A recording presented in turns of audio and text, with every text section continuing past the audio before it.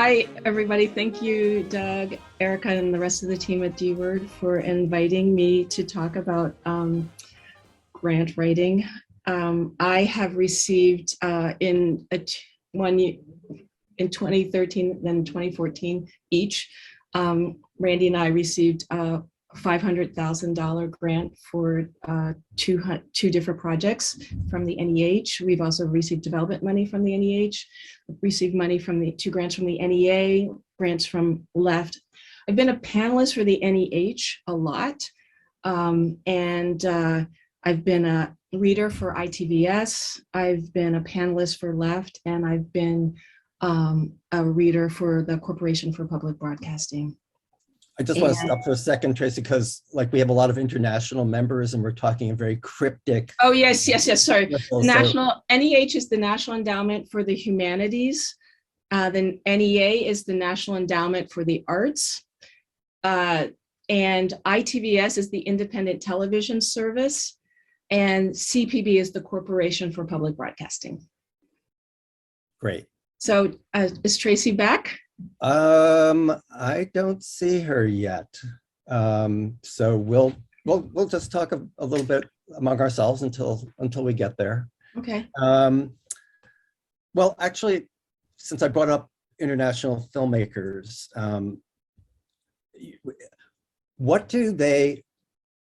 how can international filmmakers, can they apply for US-based grants through US organizations? If they do they need to have like a US producer on board? How do they do that? So it first of all, it depends on the grant the grantor. They often will tell you exactly if you can apply or not if you're an international filmmaker. In some cases, it's important for you to partner with somebody who is US based, and definitely a fiscal sponsor is required to get most of these grants. So for the National Endowment for the Humanities, I don't get the money directly sent to my production company. It goes through to a fiscal sponsor. And so that needs to be a US-based company. Tracy Holder is actually more of an expert on international grants than I am. And so I think that's, for me, this is a hard question for me to start with, but that's the extent of my knowledge about that, is because I have never done an international partnership for any of my projects. So tell us a little bit about, oh, hey, Tracy Holder is back.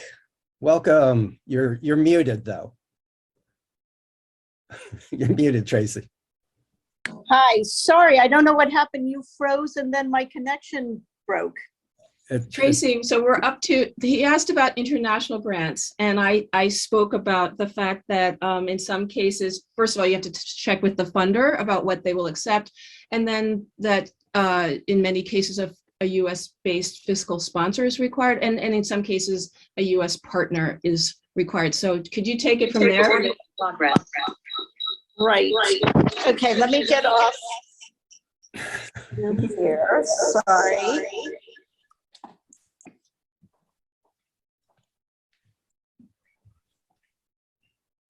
We're going to get a tour of Tracy's apartment.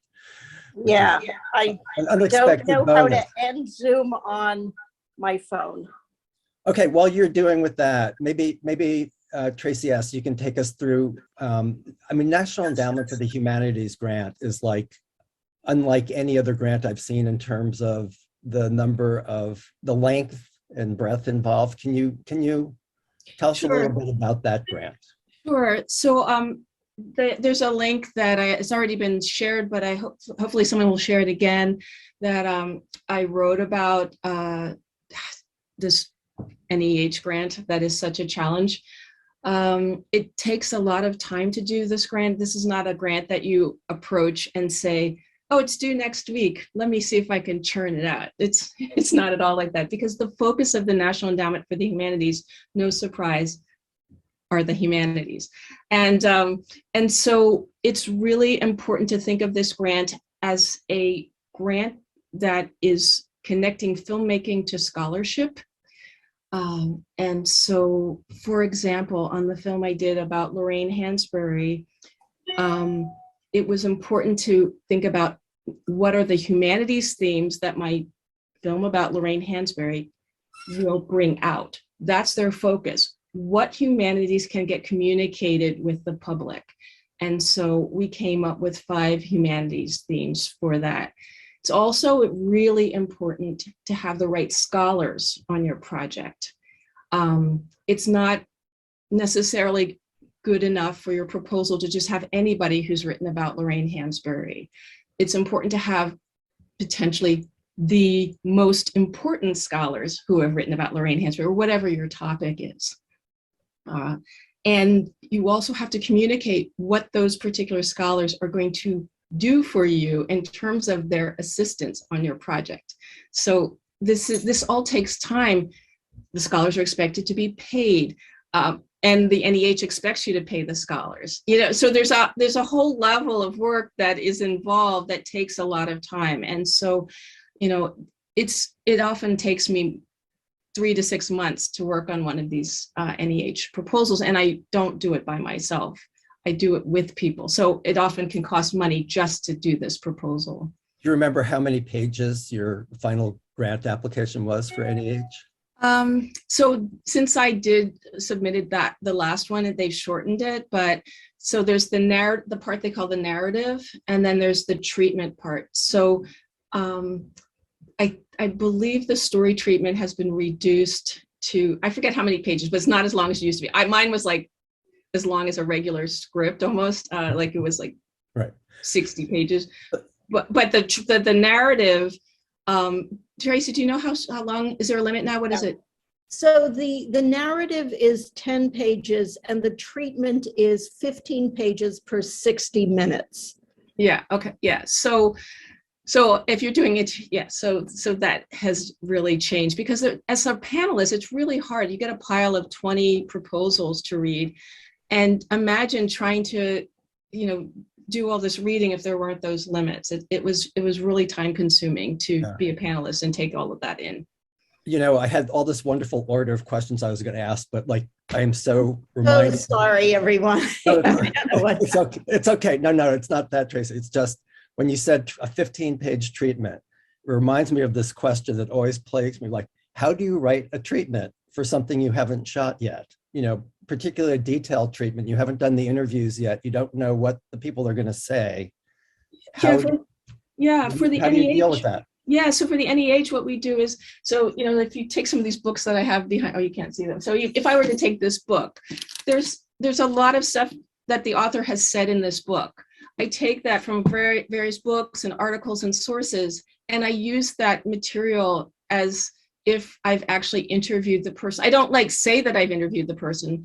I would use the content in my treatment and potentially attribute to that person if that's someone I think I want to put in the documentary. Okay. So that's how I write a treatment. And I'm always looking, inside these books for references to photography or motion pictures or newspaper articles. And then I look those things up, and sometimes those are included specifically in the treatment as well. So what would you, either one of you could answer this, but let's say you're not doing the kind of film that's a kind of NEH film. It's a different kind of grant, and you're asked to write a treatment, and it's a verite film, or it's, an artistic film or something. How do you then deal with the treatment? So I just want to add just a teeny bit, because I've also done NEH, and I don't know if this was already said, but as Tracy said, it's such a staggering amount of work. It's the mother of all grant applications. But one of the reasons one does it is that you can now request up to, I believe, $750,000 for production. There are 2 tiers. One is development, which is up to $75,000, and then production. And you can apply for one and not the other. And ironically, which I had mentioned to you, Doug, in the past year and a half, I applied for a production grant, having gotten a development grant. And Tracy Strain, graciously, having been on many NEH panels, read my proposal, which was very nice. But NEH is really, it's like, as I think Tracy was alluding, it's sort of like writing a master's thesis. And it is, as you're saying, Doug, it's not for every film. It's really films that are informed by scholarship. And if you think of a typical sort of PBS film, like a Ken Burns film with scholars on camera, that's what NEH has in mind. For the rest of us, wait, can I just jump in for a second? But Crip Camp got NEH money. Miraculously. And so that's an example of a film that, while it has interviews, it's not, I wouldn't call that Ken Burns style. No question, but wouldn't you agree that that's an anomaly? Yes. Compared to what they. So, let me gives us hope. Let me get back to the question of sure. the film that is more verite or more right. Made in the editing room, which so many docs are. How do you make up a treatment? I mean, what do you say in a grant proposal for that? I think that the entire grant application is really, you're always having to figure out, right? The thing is that we always need the funding, right? When we're developing the idea. And I think that the big challenge is to know when you're ready to apply. And often, because our urgent need for money forces us to think, right, that we're going to apply like right away. And in order to be a successful candidate, you really have to have done a significant amount of groundwork. So I'm going to share my screen and pray that the technology works, because I want to make a few points leading up to an answer to your question, if that's okay, Doug. Sure. Okay. Right, and now my screen is not my, okay, just one second. Julie, does Tracy need to be given shared screen capability because she left and came back in? Yeah, hang on a second, Tracy. Okay. She has. While we're waiting, everyone should be able to. They should both be able to share screen. Okay. While we were waiting, though, I did want to ask you to talk about like what are the panels and grants you. I don't know. We got to you on that before you froze. You meaning me? Yes, meaning you. Okay. Let's see. Well, I will say that I've raised $3 million plus in grants. And while that probably sounds like a lot of money, if you were to amortize that over time, I think you'd find that it's like an average of $1 a day. And I've gotten, let's see, I've gotten NEH, which is the big one, ITVS, CPB, Sundance, Tribeca, what else have I got? NISCA several times. Thank you, Tracy. Right. And as a panelist, chicken and egg. What panels have you been on? Well, I was just on the most recent NEH panel, and I've been on NISCA a bunch of times. I've read proposals for chicken and egg. I've read proposals for Fork Films. And as I'm guessing Tracy said, it is so enormously helpful to be on panels and to read as many proposals as possible, because when you see them side by side, you really start to see what works. And so I would encourage everyone here, and something that I do when I do my grant proposals is that I really encourage people to work together to form communities and to share their proposals among themselves. Because often when you're working on your own, a point Tracy had made when we were talking about this panel is that, you come to these projects, we're living in these worlds, we know so much about them that we often lose track that people don't know as much about our subjects, right? We're inside the fishbowl looking out, and people who are reading our proposals don't come to it with the level of knowledge that we have. And therefore, it's really important to be able to have input from other people who can help you really have perspective if you're conveying what you think you are conveying. So do you want to get to share your screen now, Tracy? Yes, I just got the thing up. I'm going to share it right now. Okay, so this was the first slide that we were talking about earlier, and so this is the slide I wanted to share. So this article is from the New York Times from a few years ago, and what it is talking about is how difficult it's gotten in recent years to get into the top Ivy League colleges. And the average rate of acceptance now is between 5 and 6%, right? So every 100 people that apply, only 5 or 6 are going to get in. This article, I think it focuses on Stanford, Harvard, and let's say Yale. To get a grant from either Sundance or from Chicken and Egg, the average rate of acceptance is between 2 and 4%. It is harder to get a grant from Sundance or Chicken and Egg than it is to get into Harvard. And I'm telling people that not to terrify you and deter you from applying, but to say, go in eyes wide open. It is that competitive. And therefore also thinking about your capacity and your own ability, like these are a lot of work. It's an important question to ask yourself at the outset.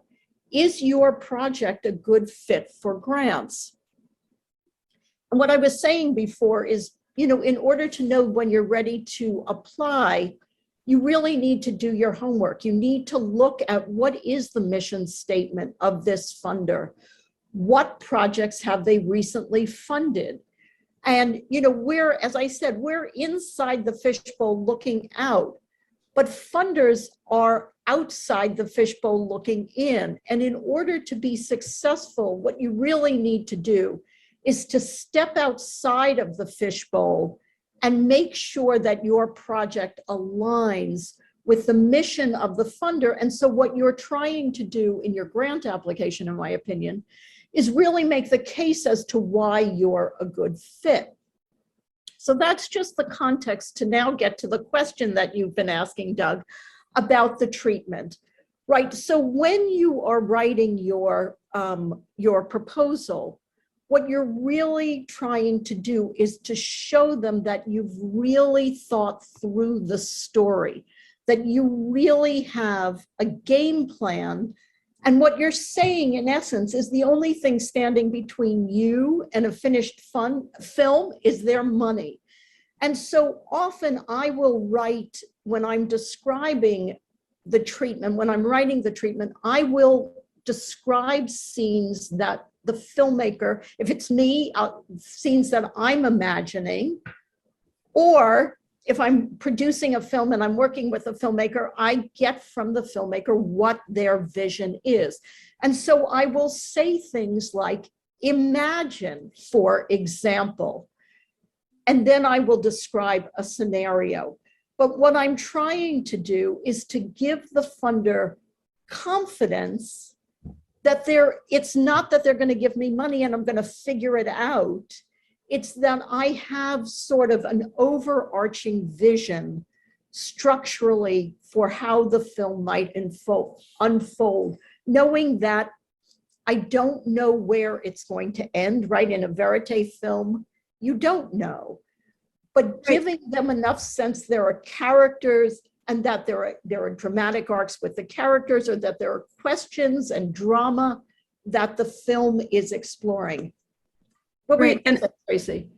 Yeah, I was going to say that to add on to that, no one expects in a verite film that you have a crystal ball and you're going to, in advance, but having the narrative portion of your proposal connect with the treatment in terms of, you say you're going to have a certain kind of structure, your treatment needs to have that, to support that kind of structure. And you might say, if this happens, my plan is, because we have this access, we're going to show this XYZ, and this person is going to have to confront, A. If that happens, the story will move into this direction potentially. And, you know, this isn't writing language, but in terms of, I'm talking like structurally, you would make sure your treatment has room to embrace how the story would go if it goes one way, and potentially how it's going to go if the person, something changes. There's, even with that, of course, the funder doesn't expect you to know something even different could happen. Of course, they know that, but the key is to make them feel comfortable that you know what you're doing. That's, I think, in addition to the fit part, it's not only that your project's a fit, you're fit for the content, but you're also in control of your project. And I think that is ultimately the thing as a reader, that why I might give someone a higher score than somebody else. They know what they're doing, and they've provided, not contingencies, but you get that if they can handle change. Yeah. Right. I can give an example. Okay. So I was working with two amazingly talented directors, Cynthia Wade and Sasha Friedlander, on a film that is now called Grit. And it was about a multinational that was drilling for natural gas in Indonesia, and they struck an underground volcano of toxic mud. And overnight, 17 villages were just completely, like a tsunami of toxic mud, consumed these villages. And the villagers then band together to fight for compensation and to rebuild their lives. So the filmmakers were following them over a 10-year period, and we had no idea whether they were going to be successful in that quest. So there was no way we could answer that question, right? What was the ultimate outcome? Where was the film going to end? Was it going to be a positive outcome or a negative?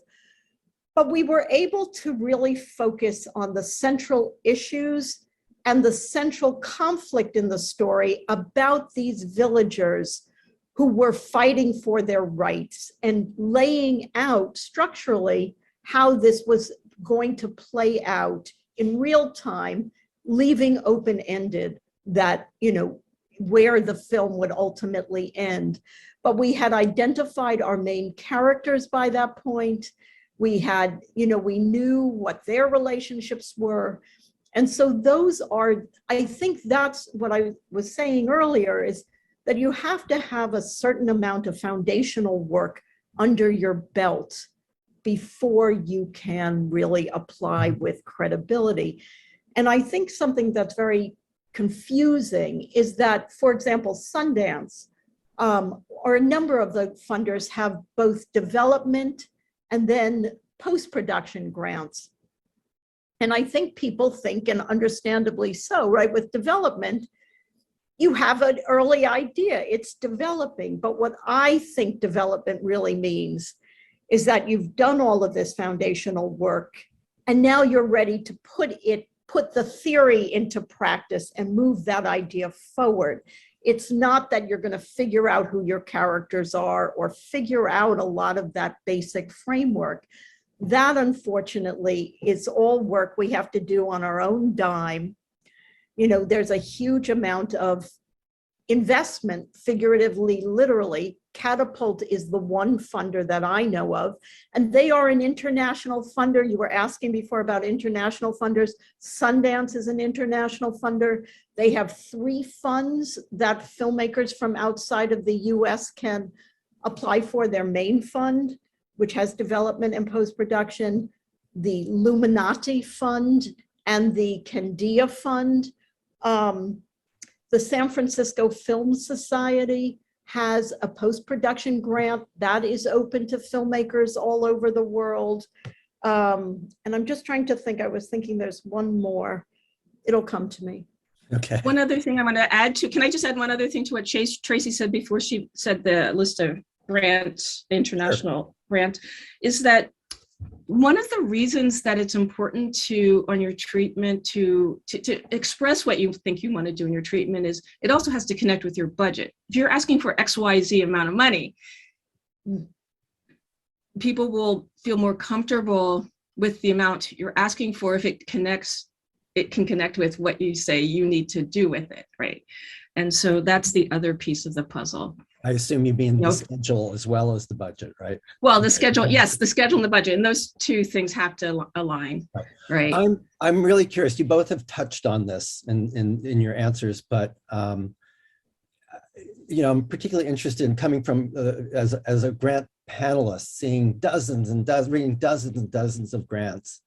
What makes one stand out from the others? You know, what? It's not just the way the treatment is written. You know, is there something about the writing? Is that somebody seems to have put their personality into it somehow, or what stands out? What makes it stand out?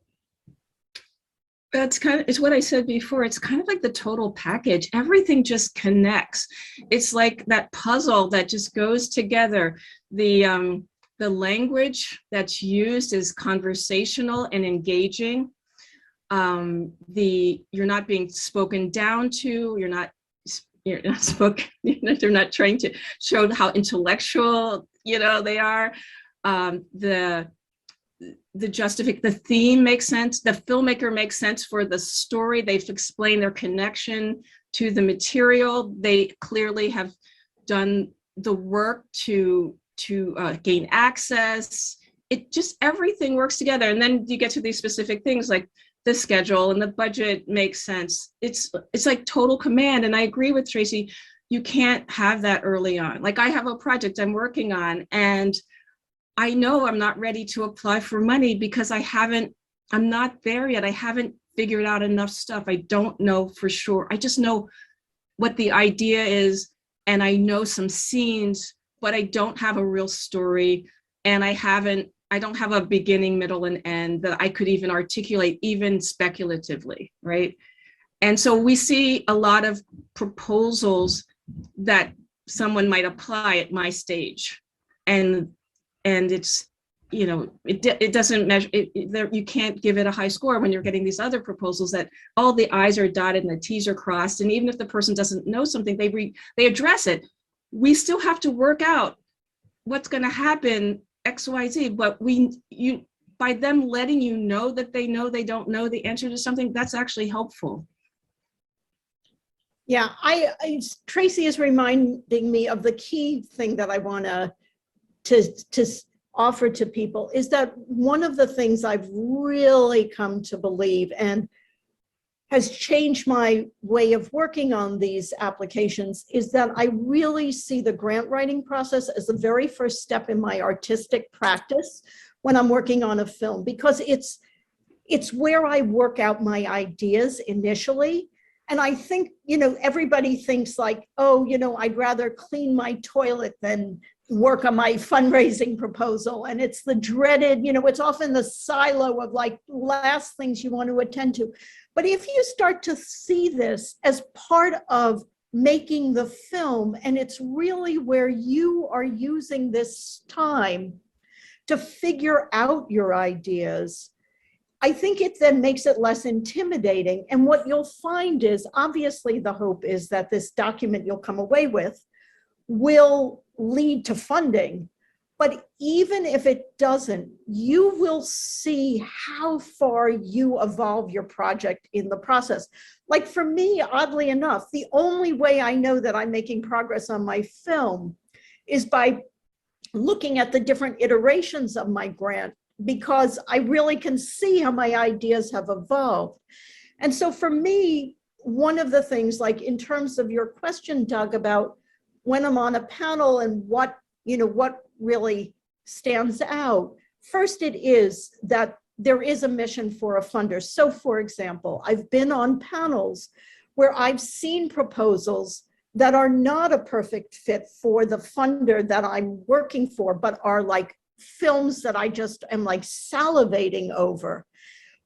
I often know other funders where I think they are a good fit. So there was a case where I was reading proposals for Fork Films, and there was a film that I just thought, like, if we only fund one film, it should be this one. But it wasn't what Abby Disney, it wasn't her particular, remit.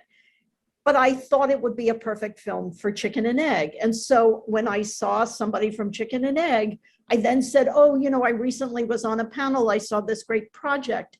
And so one of the things I also think is important is that you're planting seeds, right? Every time you apply for something, you're getting on people's radar screens. And I think that's important. But I think one of the most important questions people need to ask when they're applying, and this goes back to being inside the fishbowl, is why should I care? Like, why should somebody other than you who are making the film, like, care about this project?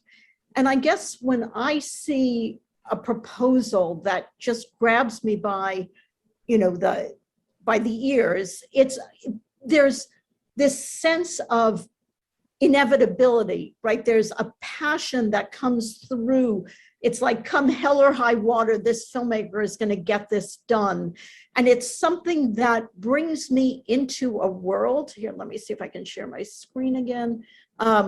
This is, I was working, these filmmakers I mentioned before, I was working with them on the film that I mentioned, Grit, and we were at Hot Docs pitching the project, and Cynthia said at a certain point, what we want to do is to bring people into a world.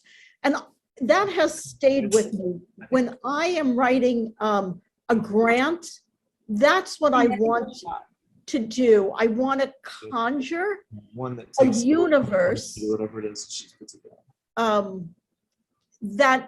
that somebody could imagine in their mind's eye, that they could see that my characters are so three-dimensional, so flesh and blood, that if I met them on the street, I'd recognize them by your description of them. And describing things in vivid visual terms so that it really tells me it's a film. Often, like probably most commonly, I'll read an application, and I just had an argument with a client over this, and I said, why is this a film? Like, why isn't this an article, right? Why isn't this a radio piece? Because there was nothing cinematic. It was a lot of information. It was about information, but stories, it's like one of the things these proposals test is your storytelling abilities, right? You're showing them how you're using a story as a prism to express ideas. It's not an issue looking for a film, which is often what I encounter. So you want to put forward something that has an emotional core, or that is using visuals and cinematography and the language of film to express ideas rather than just conveying information. I would say that's my big takeaway. Right. Yeah. One of the things that I find that's really helpful, and I've been using this over the years, is, the book Directing the Documentary. I think that for anybody who is working on their own or kind of new and is struggling with some of the language and the terms that are in things like the Common Core application, if you go to the website for the book Directing the Documentary, which is now in, I think it's 6th or 7th edition, I forget which, there are resources like an advanced proposal helper, or there's a thing called the advanced working hypotheses. And if you can address those prompts, you are really on your way to being able to complete a successful proposal. And if you can't, then you're not ready. I think for me, that's a really good test for myself. And I still use those sometimes to help me feel like I'm ready, whether I'm ready or not. Yeah, bringing up the subject of books, are there other books you recommend on the grant writing process that stand out? There are many that are written. Either Tracy. I don't, there's nothing else that I use specifically. I also, some of you know, I also teach, and I do try to help my students understand story by using Sheila Kern Bernard's documentary storytelling. A new version is coming out, so there should be updated films in there. Because it's really, I do think it's really hard. Storytelling, I think, is very hard.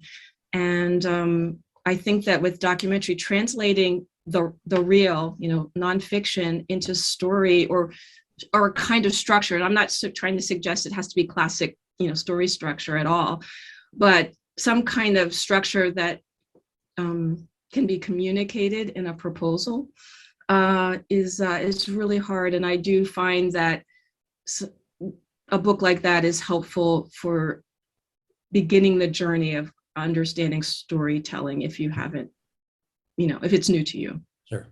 Can I- Yeah, go ahead, Tracy.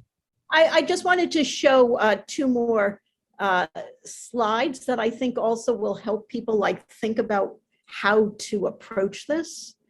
So I'm going to share my screen. For some reason, I can't make them full size right now, but okay. So if I can do this, okay, It's up there. Okay. Okay, so here it is. So, right, metaphorically speaking, your proposal is like a blueprint. And I think this is a good way to think about it, right? So if I were an inventor and I was looking for investors, I'm gonna create this action hero, this action figure, right? And I came to you as an investor to invest in my concept, and I handed you this blueprint, right? You could look at this and you could see what I am envisioning, right? I have given you from the front, I've given you some details from, the back and the side. And even though this is a theory, right, of an eventual product, right, it's just a piece of paper. It is not the actual thing itself. By looking at this, you have a really clear sense of what I have in mind. And if you put your money, invest in my idea, you have a fairly good idea of what you would get, right? Similarly, if I were an architect and you came to me and said, Tracy, build me the house of my dreams, and I put forward this, this blueprint of the house of your dreams, you would have a good sense, right? It's 2 floors. You'd have a sense of how many bedrooms it will contain. You'll have a sense of whether it's a Queen Anne or a Federalist style. Like, you'd have a lot of information about what I have in mind. And that is, to me, what a good proposal really is like. It's like a blueprint, because it really gives someone just a basic framework to have an idea of what you have in mind. And so one of the things I think as you're writing it is ask yourself, could somebody who's reading this imagine it existing in their mind's eye? And that's what you want. And when you were asking, Doug, before about what makes a project stand out, it's that when I'm reading it, I can see it in my head. Right. And just one other point I wanted to make about the funding panel, which I think might be helpful for people to understand, sort of deconstructing it from the inside out, is that often when you're on a panel, there are 500 to 600 applications, and you only have enough funding to fund 10 to 15 in total, right? And that's, remember I said 2 to 4% of Sundance. And so how does that go from 500-600 down to 10 to 15? Well, first, you read everything, you look at the samples, and anybody who didn't follow the instructions, obviously they're out. So that gets rid of let's say 20 applications. You still have to get, rid of hundreds of them. And so then you read them and you rank them and you cut out half, and you're now down to, let's say, 300. You read them again and you rank them again, and you're down to 150, and you do that one more time, you're down to 60, and one last time. And now it's like Survivor, right? Now you're down to the people who have gotten through 4 rounds of vetting. And you're now, let's say you're down to 30. By this point, every single application should be funded. Like if we lived in a true democracy that appreciated the value of art, there would be public funding to fund all 30 of those proposals. But there isn't, right? And so now you're having to choose, and I'll be curious if this is Tracy's experience, between equally good proposals, right? That both are deserving, and you're having to weigh, you can't fund both. And I know it's very hard to have sympathy for funders, but it's really hard when you're having to make choices that you know are that these people really have deserve to be funded. And so one thing I'm always thinking about strategically as a filmmaker whose application is in there is I want to get to be one of those finalists. And I'm always thinking if it's between me and an equally good project, what can I do to tip the balance in my favor? So there are a couple of things I suggest. So one is if I can get a letter of interest from a distributor, if I can get a letter of interest from a potential broadcaster or streamer, if it's a social issue film, if there's an organization that I might work with on an engagement campaign, getting a letter from them talking about how important this film is to help them build the support around their issue. And then if I can attach those letters, right, I do. Often now they're online applications and it's like a fixed number of words. In those cases, I'll take a quote from the letter and I'll put it into that online portal application. So if you think about it, right, it's two equally good projects, but one has like Women Make Movies says, oh, we're really excited about this film. We'd love to see a rough cut, we're really interested. And another, is just a great project, but doesn't have any interest. It seems to me that could tip the balance. And then the other thing that I think of that really could tip the balance, or that I think of, is projects that are timely and relevant, right? Tracy and I are both working on historical films. So my film is set in 1849, but you can be damn well sure I've made the case why that project is relevant to the present moment and why we need it now. And so if you're choosing between two equally good projects, and one is, I'll give you an example. As anybody on this webinar knows, and you, Doug, of course, and Tracy as well, that I've worked since dinosaurs walked the earth on a film about Joe Papp. And he's been dead, for 30 years now. And that's what I'd call an evergreen, right? It's whether he'll be dead next year, he'll be dead in 20 years. So whether it's shown this year or in 4 years or another millennium from now, in some ways doesn't matter. Whereas if I'm doing a film that's talking about disinformation and and how it's affecting society and the threat to democracy, and I'm doing it in an incredibly visually cinematic way, it's, if we were voting, I'm guessing most people would go for the timely and urgent. And so I always try, like the first order of business for me is making the case why this film needs to be made now. Because what's happened in the past with my evergreen Joe Papp film is that I've had funders say to me, we love this film, but we only had enough funding for 10 proposals. We hope you'll come back next year. And it's like, well, thanks a lot. I'm glad I was well received, but now I have to wait another year. And so I think it's really important to show why this film needs to be made, and it needs to be made now. Thanks. We have if the chat is an indication, we have a ton of questions. So I want to open it up to that very soon. I just want to have 2 quick questions before we do. And I guess try and keep the answers brief just so we can get to all the questions that are out there. But there are a lot of people in the D word and coming to our Zooms who are making personal documentaries. Yes, there's usually a director's statement perhaps in there, but in the synopsis and treatment, is it appropriate to write in the first person, or do you still need to write in the third person? Or does it depend on the grant? I think it depends on the grant.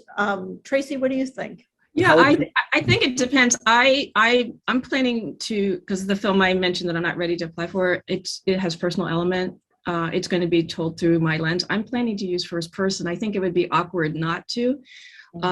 So that's my recommendation. But I think all these kinds of decisions are strategic. I think you could make it work either way. I think that this is going back to what's the total, what makes things successful. Like, if I embrace that and go for it, then most likely it will work. It could work out because I have command of it. You know, that's, I think, the key. Great. And the last question I'll ask before I turn it over is, like, what are the most common mistakes you see over and over when you see grant applications, aside from being under budgeted? Okay, so I'll say one, maybe Tracy, we can alternate. People thinking their project is important because they say that it's important. 100%.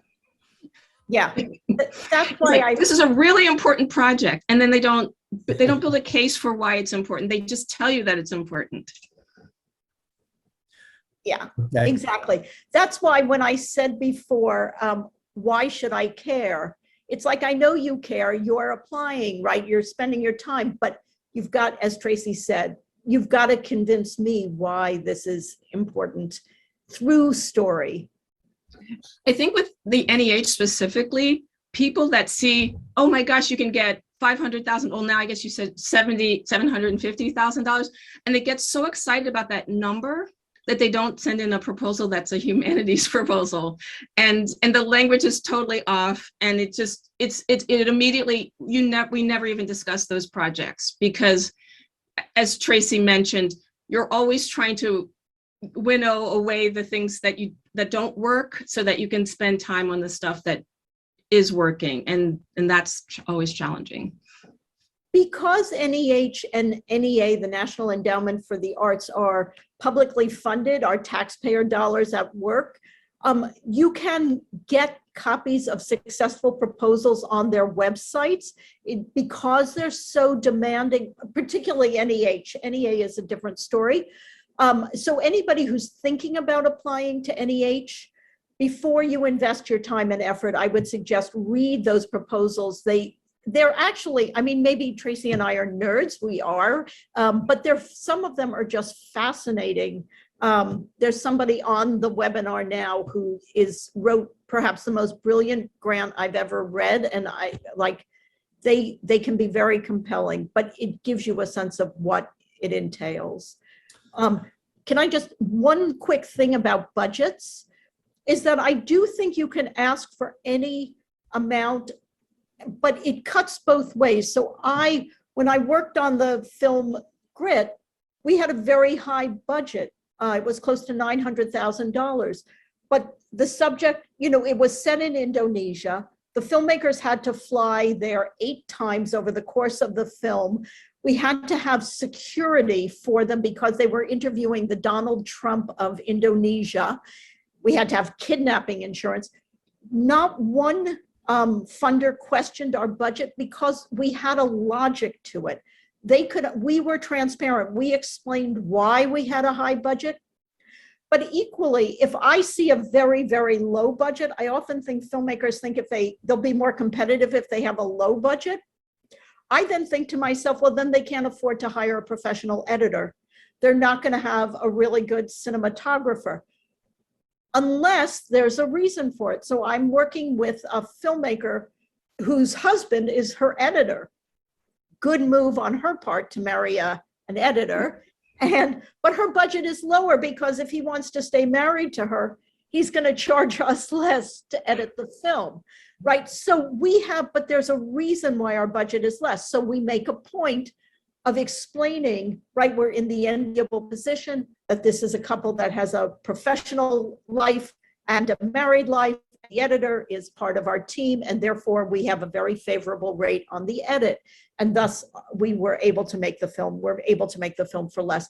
As long as you can explain the logic behind the curtain, I think then you're fine.